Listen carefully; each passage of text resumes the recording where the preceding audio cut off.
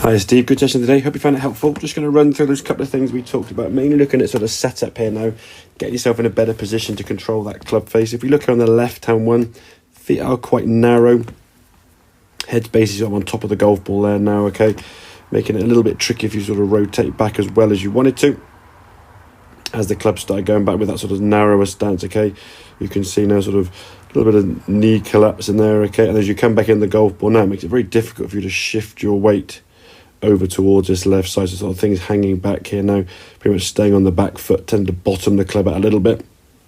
And because of that club face being open, because of that setup, when we come back in the golf ball now, we tend to sort of lean back or to try to help it in the air, help it to the left, causing a lot of shots, as we said, to hit the ground behind the ball. So just adjusting that setup a bit now. You can see on this right hand one, how that little V there in your sort of thumb and forefinger now kind of pointing up towards your right shoulder.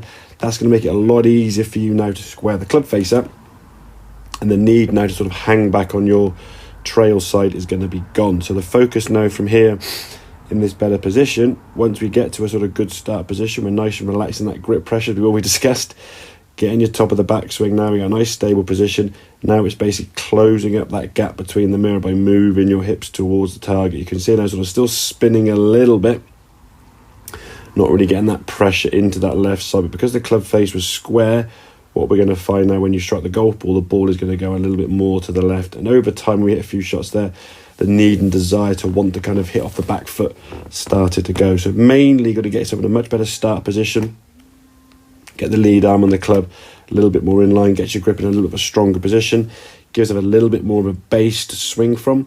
And then from sort of top of the backswing here, now we can start moving and putting the pressure down into that left foot, getting a bit more shift towards target, just improve that contact in general, get that ball flying a bit further and a bit straighter. So hope that makes sense, buddy. Any questions, obviously, give me a shout, but I'll catch you again soon. Cheers, Steve.